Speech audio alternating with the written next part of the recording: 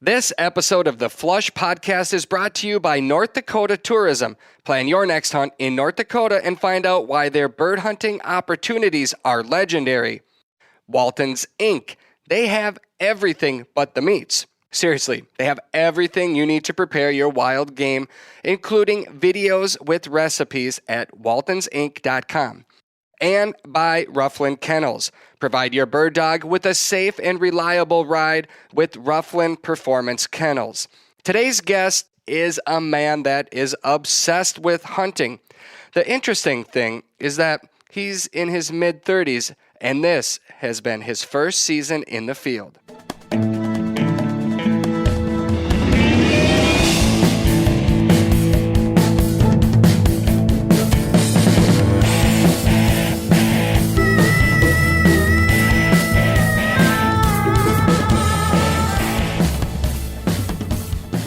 Welcome to another episode of the Flush Podcast. My name is Travis Frank. I am your host today. Brandon Morton over here is our producer and engineer. He's keeping everything rolling. Hopefully it sounds good for you. I'm joined today by a man that I met in a restaurant that came over and tapped me on the shoulder, and I have since spent days in the field with him, time at his house, met his lovely wife, and I'm intrigued by his story, and I think you might be too. Simon Tiedge, or is it Tiedge? Well, in German it would be Tiedge. Tiedge. But I try to pronounce it Tiedge over here. It makes it easier for people. Simon, where do you live? I live in Delano, Minnesota. Central Minnesota? Yep. Gotcha. What do you do for a living? I'm a flour milling engineer by trade. So I used to engineer and design flour mills to make flour out of all kinds of grain. So that's obviously why I ended up in the mill cities. And now I'm practicing flour milling for one of my old customers, an American company. Yep. Gotcha. Where are you from originally? I'm originally just outside of Frankfurt, Germany. It's about 45 minutes in a small town. When did you come to America? 2011, June 2011, yeah. Gotcha. What brought you here? Work. At the time, I was mainly working in Africa. Okay. And I walked into my boss's office in Switzerland and said, I need to move. And he said, well, where do you want to move? I said, well, it's not where I want to move. I just need to, be somewhere else. And he said, well, there's Johannesburg, which I just came out of Africa and I was done with that. And he said, Buenos Aires. I was like, well, that sounds good. And he said, Minneapolis. And I said, well, let me Google that. What did you see when you Googled Minneapolis? It was funny. It was one of the first videos I saw was a bunch of guys on snowmobiles racing across a lake in the summer. Yeah. And it was like a story about how you can't slow down, below a certain speed. Otherwise you'd sink them. Drown. You know? Right.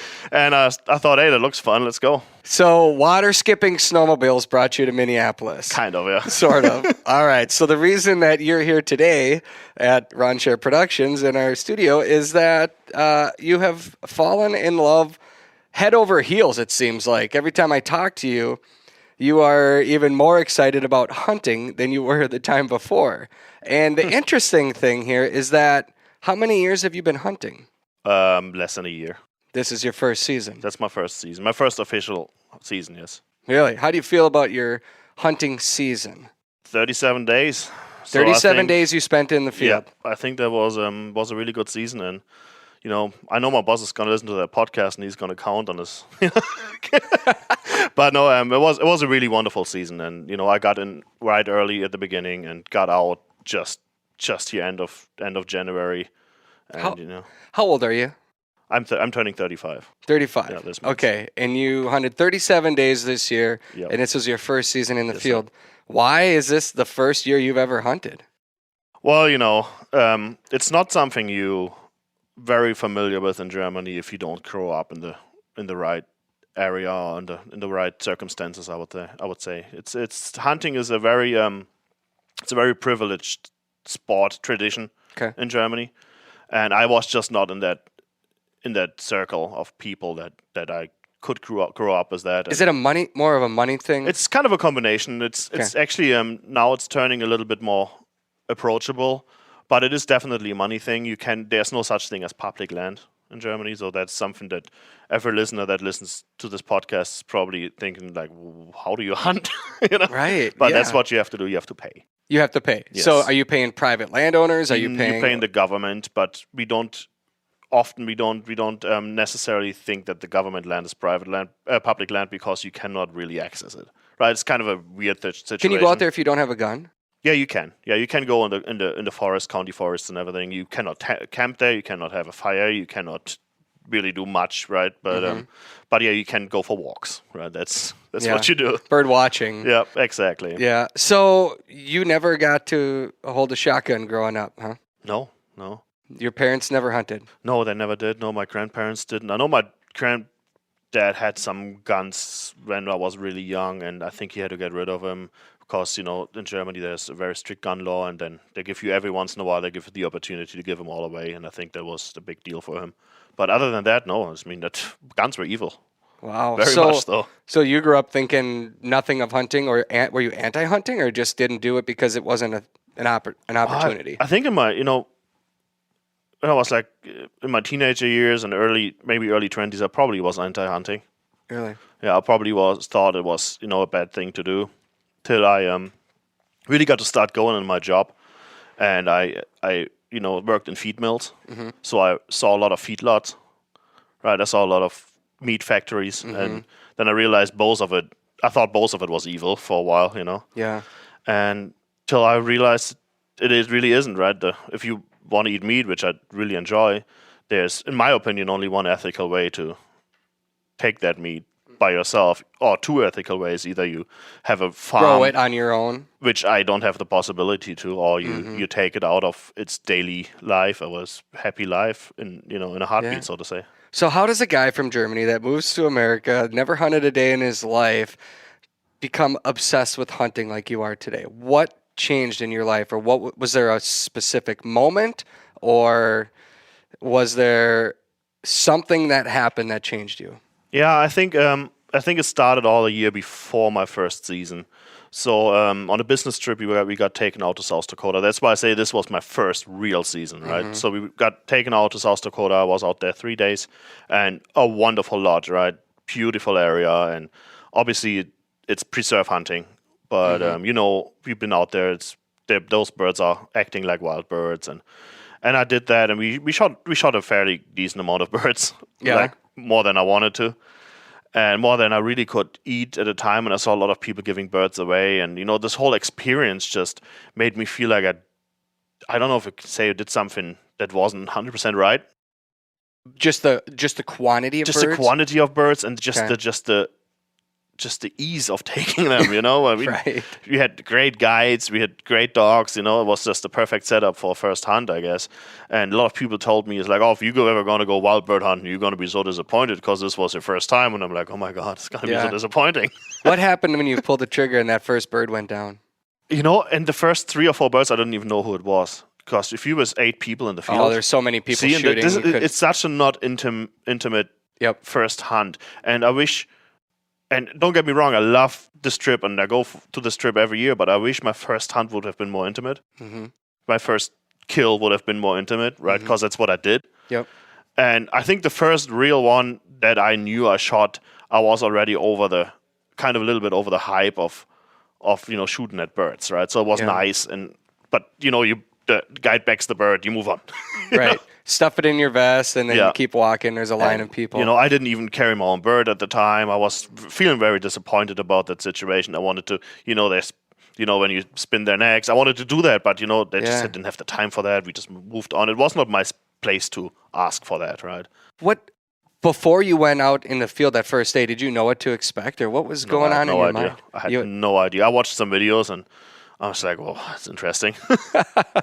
Like, why'd you say yes to going? Just because you felt like you had to? No, I thought it was a great idea. Something new, something to try. New, and I don't mind going out, and it's don't mind being in South Dakota. I've never been, so it was nice. Right. Well, okay, so it wasn't the experience you thought, but I have to turn the tables on you here because it did something that changed you. It did, and the main thing that happened that week, those 3 days, was eventually.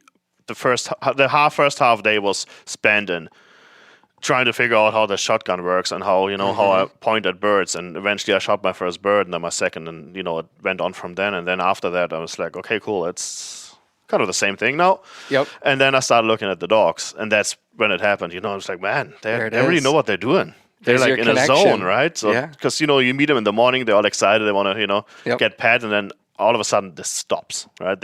You throw a switch, and those dogs just go to work. And Yep. as I said, we had this great guide, which, you know, turned out to be a friend of mine now, and he's a breeder in southern Minnesota, and his dogs are just wonderful dogs, right? Mm-hmm. So eventually, I just started looking at them and What kind of dogs were they? They're labs. Labs. Yeah, and trying to just analyze what they did and analyze what he did, and that's kind of how I got into the dogs. Yeah. Huh. So the dogs then turned you into a hunter.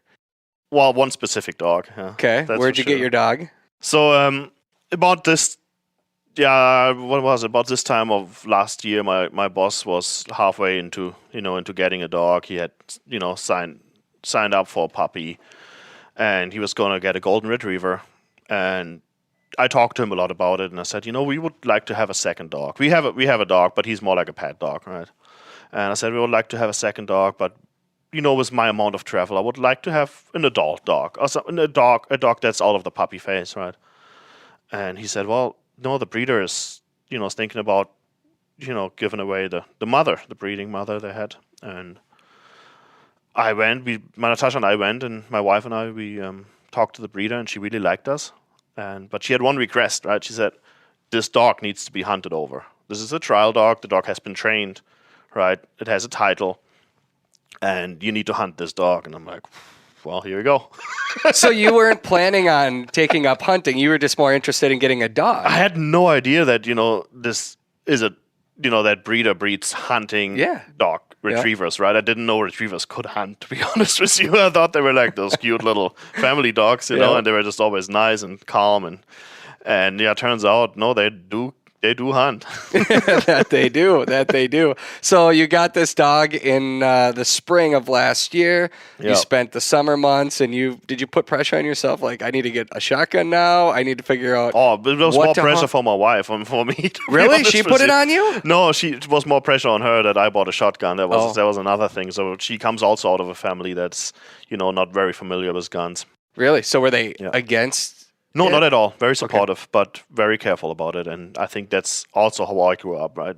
I'm still very careful about it. Yeah. But no, you're right. I put a lot of pressure on myself. Wow. Tons of pressure. Well, and the level of respect is something that I've really appreciated in you. The more that I've spent time with you and just how much you put into it, you're coming into this hunting world different than a lot of people. Myself, I grew up hunting, that's all I remember when I was a child. I remember chasing chipmunks and birds around the farm and things like that, and it's just ingrained in me. But you come from it from a whole different perspective, so it's interesting for me, and I'm hoping that when people are listening to it, it's interesting to hear your take on hunting, because it's probably different than a lot of others. So you get this dog and you say, all right, now what?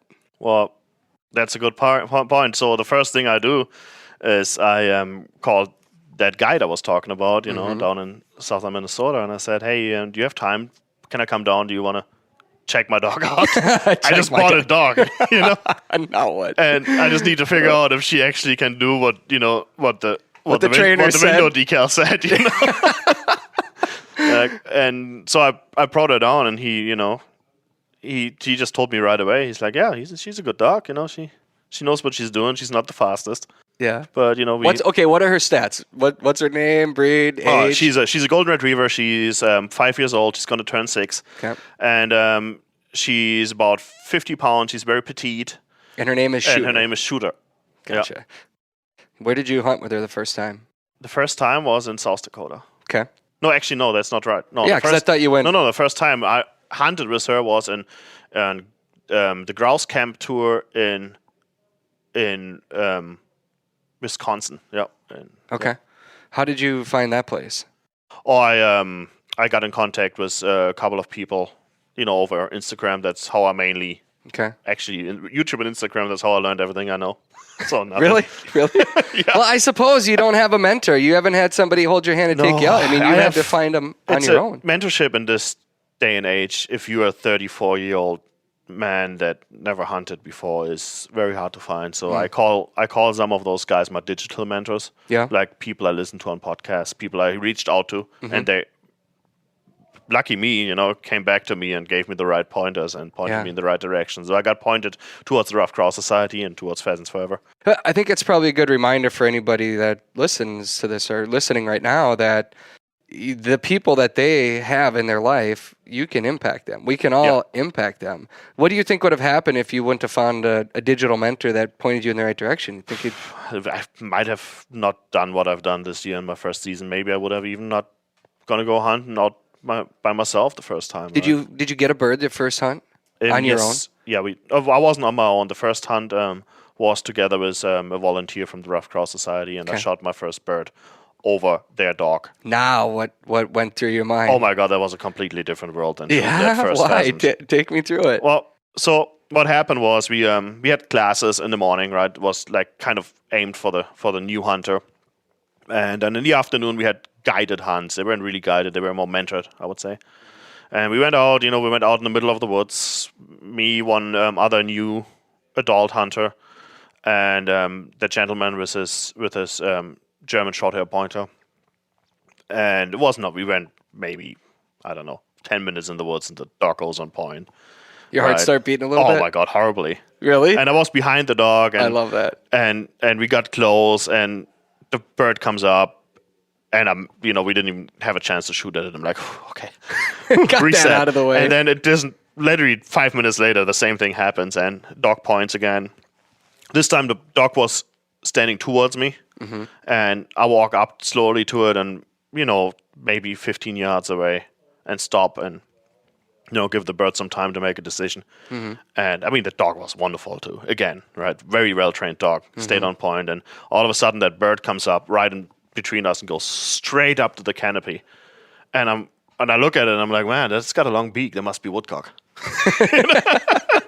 Because I only see pictures of both, right? Grouse, there's only grouse and woodcock here, so must be one of them. That must be a woodcock. Did anyone say shoot? Or did you just I can't remember. Yeah. I can't remember. But, I shot 2,000 rounds of clay. Really? Yes. So you were pretty confident in your shot? No, I was just not. I just didn't want to be that hunter that hurts an animal. Yeah. That's why I did that, right? See, that brings me back to just the amount of respect you have for this game. I know a lot of people that hunt, and they might shoot 2 rounds of clays or none because they're not as concerned about it. I'm very concerned about it. When I sighted in my deer rifle, I was very angry, and my neighbor was not very happy with me. But that's a different story for another day. Oh, because you shot so many times. I shot probably through 2 boxes of slugs. till I was halfway happy with it, and I wasn't. Were you shooting out your back door or what? No, we were at the range, but I have horrible flinching going on with like a slug. Really? Shotgun, so just worried about the kick, or I have no idea. I've never shot a rifle or a gun before, Travis. So Dang. I probably need to start going on YouTube again. I feel like I need to just come spend a couple weeks with you, and we just need to go do everything so together. I downgraded now to a 22 and start my way You're up. coming with this. back, really? Yeah, just because I want to be able to shoot something, right? What if in 2 or 3 years I want to go out west and shoot mule deer or something? I want to be able to. Right. The most horrible thing in your life that can happen is you hurt something and you don't find it. I mean, so I'll tell you a story. When I started shooting guns and bow and arrow way before I was old enough to hunt. So I, like you, did not want to wound anything. And I remember when I was finally 12, old enough to go out deer hunting, I had a bow. And when I shot my first deer with the bow, I made a good hit. Felt really good about it. And I don't know if maybe just back then, the weight that I was pulling, it didn't get a complete pass through on the deer. And I looked until 4 a.m. on my hands and knees for that deer, looking for any speck when that blood trail wound down to nothing. And I just remember being sick to my stomach for days afterwards and thinking, I don't know if I ever can hunt again. And my dad convinced me that, we did our best. We looked as long as we could. We went out the next day and the next day and looked again. And I always have felt that that's the right way. We owe it to the animals that we hunt. Doesn't matter if it's a deer, a duck, or turkey, or a pheasant, to really put in the effort. And you do that. I've been in the field with you. You do that. And so I know that what you say is true, but it's also a reminder that I've hunted with a lot of people that don't do that. And it makes me kind of sad because the resource we have today is precious. It's mentorship, and I think and I didn't have that, but I think I just grew up that way. But it's mentorship, and I think I think gun safety is firearm safety is a very important thing to mentor, and right with that is ethical hunting. Mm-hmm. Ethics in hunting is, I think, the most valuable thing that a mentor can teach a new or young hunter. Right. Absolutely. Absolutely. What do people in your life say after you just went all in? Because you went from that grouse camp to several other places. We can talk about your journey this fall, but what did people in your life have to say about it when you jumped in? Well, I have, it's not my only, it's not a hobby. It's not my only passion I have, right? Yeah. And people are kind of used to me going in 150% in things, and especially things I believe in. And I think there was not a lot of question about I've been supported wherever I can, right? As I said, my in-laws both are not hunters, and then they didn't grow up with that, and they're, my father-in-law, matter of fact, he grew up in middle of LA, So, but every time I asked if I can use the cabin for something, I just asked them, actually, matter of fact, if I can have a grouse camp there this fall, and they said, sure, just let us know when. And they just give me this opportunity to let me, shoot a squirrel on their land, right in front of the cabin, so I can, enjoy that. And so I've been supported wherever I can, and I think that's the only way, that I could have come that far in my first season as I could. Mm-hmm. I met your beautiful wife, Natasha, and she supports you. Oh, very much so. I mean, she loves the food that comes. So, matter of fact, she just took she took smoked pheasant breast with her to work today to have on a salad. Really? Oh, that's fantastic. I love hearing that. Yeah. So, where did you hunt this year? Oh, wow. Okay, well, obviously in Wisconsin for the grouse camp. Then my in-laws have a cabin in Wisconsin. I talked about that, so I hunted out there quite a bit, my fair share. Then Minnesota, mainly for pheasant. Okay. Right, and cottontail we had. And then I went out to South Dakota to hunt pheasant. And then I went to Arizona to hunt Gambel's quail. So you've gotten you didn't just dip your toes in, you just did a cannonball right in. Yeah. What has hunting changed in your life, or how has it changed you? It's kind of funny because I told everybody before that, I'm an outdoors person. I'm an outdoorsy person, but most of the time you see me in my wood shop and I'm not outdoors, right? And I love the outdoors and I really adored it. Every time I had the opportunity to go and it kind of had, a kick in the behind to do it, I enjoyed it. But what it changed with me is that this turned me in a 100% outdoor person. Yeah. I can't even imagine another place I wouldn't want to be at, besides with my dog somewhere in the field or in the woods, wherever, right? So now I'm sitting down already planning ahead what I want to do. And that kind of threw me a curveball this season too, right? Because obviously my dog's pretty fit, 5 years old, Prime, right? And, I realize this is a podcast, but if you could see me, I'm not the most fittest guy out there, right? And that kind of threw me a curveball because I plan hunt North Dakota this year for Sharpies. I plan on, traveling maybe to South Dakota a little bit further. Maybe I want to hunt some mule deer. I don't know, right? All those ideas I have right now are in my head, and I just realized I won't be able to do it. So now why? Because I'm not fit enough. But that's where I'm going with this now. Okay. And since about a month, I'm on a very strict diet. I work out. I lost about 7 pounds now, I think. And that's, I wouldn't have just done that. I felt always comfortable with how I look. I didn't have the problem with that. Lucky me. Good looking man. But no, but I just felt my restrictions, right? And you saw that in the hunt we had together. Yep. And I just, at the end of the day, I could barely walk anymore. And this, You didn't show it when we were out there. Maybe I don't it's- like to. Right. But the point is that I would like to be more comfortable, and that comes all the way back to, well, I might be able to climb that hill in South Dakota, but will I be able from then on, right there, lay down with a rifle and shoot a mule deer? Ethically, probably not. I'll probably need a half an hour to catch my breath, drink a gallon of water, and and that's changed my life in such a different way, right? Because now I owe it to myself and to my dog and to the animals I hunt, if that makes sense, that I'm fit enough to do it in a proper way. There's the respect I keep coming back to.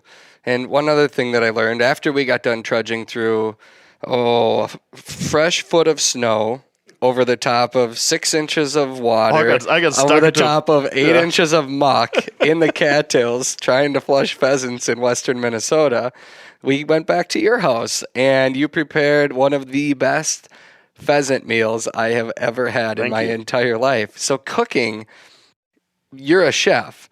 How would you rate like the hunt versus the food part of it after the hunt in your life? I mean, they've got to be up there pretty close. Oh my God, I get this question all the time. Yeah. I don't know why, but people love to ask me questions. So what do you like more, hunting or cooking? Really? Yeah, a lot. Okay. And I don't. It's one thing. It's all in the same. It's a one integral thing. And and I cooked many years before I started hunting, obviously. And I always used wild game as much as I could too. But I think it just closes the circle, right? So now I just can provide it for myself, right? Extra satisfaction when you I mean, we clean pheasants in your kitchen. Yeah, absolutely. And your wife was just, maybe she doesn't know differently, but I know most guys, they clean them in the garage or they clean them outside, but no, we went right in your You got to remember, island. right? A wild animal is not dirty, right? Yeah. Wild meat is not dirty. That's what a lot of people also are surprised about, that I hang and age my pheasants, right? There is nothing in there necessarily, if they're not crazily gut shot, that makes the meat bad. Meat and bacteria come together in the feedlot, right? Not in the woods, on the fields. And why would I, bring it out in the garage where I know it's dirty instead of having it, on my kitchen counter and clean up after it? And that's my opinion about that, right? Well, I just think I agree with you, but I also, you don't see people that bring in necessarily a pig and cut it up in their kitchen either. So I'll probably do that. You would do that as well. So we had pheasant schnitzel, right? Yes, sir. And that's something that you grew up cooking when you were really young back home, right? Not really, though. I No? mean, yes, we had a lot of German food, and I started mainly cooking when I moved out of my parents' house. But schnitzel is something I just did along the way, and I think the German cuisine, which is very basic, but I like basic cuisine. It's another topic, but is something I started really experiencing more and more by doing it myself when I lived in the US. Because I kind of think I wanted to cook for people what I grew up with. And I never had to cook for myself what I grew up with, because till today my mom does it 100 times better than I do. Yeah, I don't know. So does my dad. Really? So, but so long story short, when I lived in Germany, I wanted to cook something crazy, right? So I cooked, a lot of Asian food, something like this. And then I moved to Africa, learned, picked up some recipes there. And moving to the US, I kind of wanted to do something special again. I like to not be ordinary. I guess that's where this goes. But then I started doing German dishes, and I made you schnitzel, which is probably one of the easiest German dishes you can make. Yeah, you kept saying that, but my goodness, You made it. I know it was a great meal. Your wife made a wonderful cake. Yeah. We actually recorded a lot of our time together for an episode of The Flush that'll be coming up this season. I'm excited to share your story. I appreciate you taking the time to do that. It was a late season adventure. It was not an easy hunt. And that's funny though, because those are my hunts. Those are the ones you enjoy the most. But everybody is like, oh, it's not like it used to be. And well, right. First of all, I can't change what it was. I only can change how it's gonna go on, right? But I go out and I get birds. I don't know what people are talking about, right? And that's what I thought. That was a pretty normal hunt for me. It was rough. It was very rough. But that was mainly the condition. But bird-wise, it was a pretty normal hunt for me. I spent 8 hours in the field and got 2 birds. We saw, I don't know, 100, Yeah. 150 birds. I'm not sure how many. We saw a lot of birds. They were wily, and most of them escaped us slogging through the snow there. But we saw them. They were there, and that's what keeps it interesting. Exactly. And you do something that's kind of interesting. A lot of guys that I know, or girls, I should say, hunters, they want that limit. If they don't bag a limit, it wasn't a success. What do you consider a success? A bird or a good story. Yeah. Right, and that's the biggest part, right? If you come home from the field and you have a good story to tell, and even if it's just this, picture of your dog in the sunset, that's a good story for me, right? But a bird is wonderful, right? I mean, don't get me wrong. I cook, so I need supplies. Yeah. Right. So there's two things, but my wife and I eat off a pheasant for a couple of days. So, right. So Yeah, you use every part of that bird. That's good enough for me. I don't need 2 or 3 pheasants, right? And yeah, if I go to South Dakota, of course I can shoot my limit, and that's a good thing to do because it fills my freezer. Mm-hmm. But if I hunt not far from my house, right, so 45 minutes, to an hour and a half west of the cities, if I do that, there's not many birds out there, right? Let's be serious. There's birds, but not that many. And you got to work for them. But even if I am only 15 minutes in the field and I shoot 1 bird, I go home. Just one. That's enough. That's enough for you. Yeah, what? I mean, you got to leave some for the others. Yeah. Right. Why do you feel you're also very strong supporter of Pheasants Forever, Rough Grouse Society? Why do you feel your footprint on the hunting world matters, or your involvement in conservation matters? That's a big question. I think there's a very, very easy answer to that is you can't take for free, right? Even everybody thinks public land is our land. It's supposed to be ours. It's I pay taxes. I buy hunting licenses. I don't think that's true. I think that you need to pay a fee, and that fee is not necessarily in money, right? Yes, of course it helps. Always does when you support the nonprofits out there. Mm-hmm. But I think it's also in your actions and in your time, right? You have to devote your time. You have to go to the banquets. You have to, you have to spend your time at raffles, and you have to help out and volunteer, which I didn't do yet. I'm still looking forward to getting some connections, so I signed up for Rough Grouse Society and see if I can. I at least told them I would be willing to help with whatever they need for the next grouse camp. And if I need to clean toilets, I don't care. Yeah. Right? It's not about that. It's You just want to help. And I think that's what you need to do, because without any of those organizations, I would have not been anywhere close to where I am today. And look at what happened within less than a year. Right. And of course you need to put your own work in, right? But it was so easy. I mean, I called one person, I emailed one person, and all of a sudden I'm at the grouse camp here. I got free tickets to the Pheasant Fest from the guys from Pheasants Forever. Just because I just asked for stuff. That's I think is the biggest message. It's like you need to be involved, and when you're involved, you get given back. Absolutely. And the footprint of everybody. That's another really important thing. Is there's a strength in numbers, and yes, maybe you feel like you don't do much of difference if you only go pheasant hunting once a year, and you do not volunteer, and you do not go to the banquets. But that doesn't matter. You are one of those people that should sign up for Pheasants Forever, Rough Grouse Society, whatever you want to support. And with that being said, that number keeps adding up, and that number is very important. Right? If you look at those numbers at those websites from those nonprofits, it's very impressive what they do with the money and what they do with your voice. Right. I've spoken at several Pheasants Forever banquets, and one thing that I've talked about is, Pheasants Forever, it's a habitat organization, and Pheasants Forever plants seeds in the ground that hopefully will grow grass, that will grow birds, but the people are what make Pheasants Forever possible, and we get to plant seeds in other people's lives that change them. Had the people that you reached out to not taken the time to give you advice, share Yep. their wisdom. You might not be a hunter here today that is now looking to do the same thing. Absolutely. And it's just important. So I've always said, if you're not going to volunteer in a certain area, that's okay. But if you can invest a little bit of your time into somebody else's life, if we all take just one person hunting this coming season, Yeah. we can double the amount of hunters in America in 1 year. Exactly. No, that would be something. Huh? Wouldn't that be something? And I think maybe that there's some people out there that are still scared of that, but I'm looking forward to more hunters. Yeah. What's next for you? There's a lot on my mind, right? Yeah. There's a couple of things going on right now. So first of all, we put money down for another dog.